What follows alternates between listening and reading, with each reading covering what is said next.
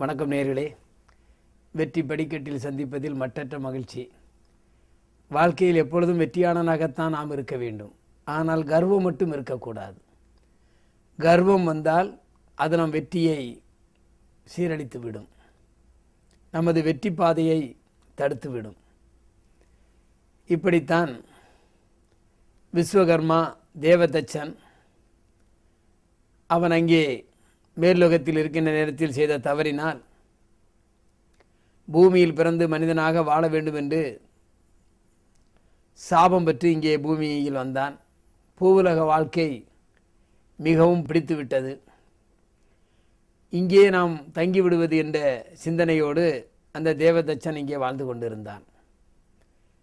ஆனால் அவன் இவ்வளவு ஆண்டுகள் தான் இந்த பூமியில் வாழ வேண்டும் என்ற கால அளவு முடிகின்ற நேரத்தில் அங்கே காலன் யமதர்மன் இந்த தேவதச்சனை பிடித்து வரும்படி தூதர்களை இங்கே அனுப்பினான். அந்த தேவதச்சனுக்கோ என்னை எப்படி இவன் பிடித்து விடுகிறான் பார்ப்போம், என்னை பிடித்து உயிரை எடுத்துவிட முடியாது, அந்த அளவுக்கு நான் சாதனை செய்ய போகிறேன் என்று சொல்லி தேவதச்சன் தன்னை போல 10 உருவங்களை அப்படியே தத்ரூபமாக வடித்தார். 10 உருவங்களுக்கு ஊடே இந்த தேவதச்சனம் நின்று கொண்டிருந்தார். யமதர்மன் அனுப்பிய தேவதூதர்கள் வந்தார்கள். 11 சிலைகளையும் பார்த்தார்கள். 10 சிலைகள், ஒன்று தேவதச்சன்.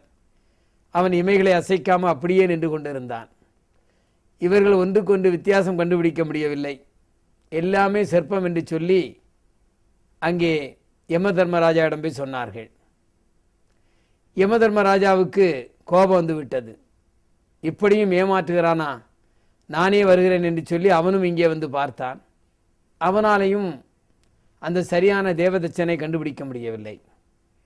சோகத்தோடு நாரதரிடம் சென்றான். ஐயா, எனக்கு இப்படி ஒரு பிரச்சனை, அங்கே 11 இருக்கிறது, யார் தேவதச்சன் என்று கண்டுபிடிக்க முடியாத அளவிற்கு சிலைகள் இருக்கின்றன என்று கேட்டான். அதற்கு நாரதர் காதோடு ஒரு ஐடியாவை, ஒரு கருத்தை சொல்லி அந்த யமதர்மனை அனுப்பினார். யமதர்மன் இங்கே வந்தார்.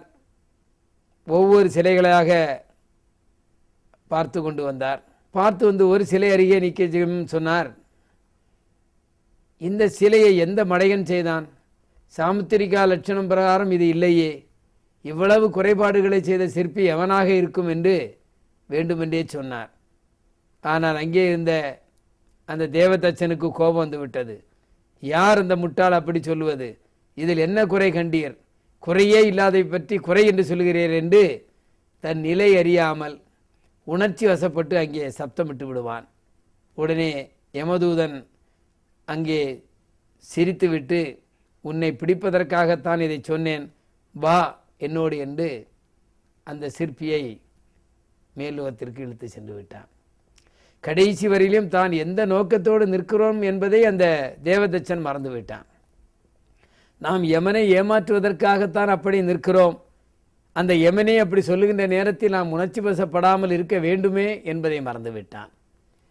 எனவே தான் வாழ்க்கையில் நாம் சில நேரங்களில் கடைசி கட்டத்தில் நாம் உணர்ச்சி வசப்பட்டு விடுவோம்.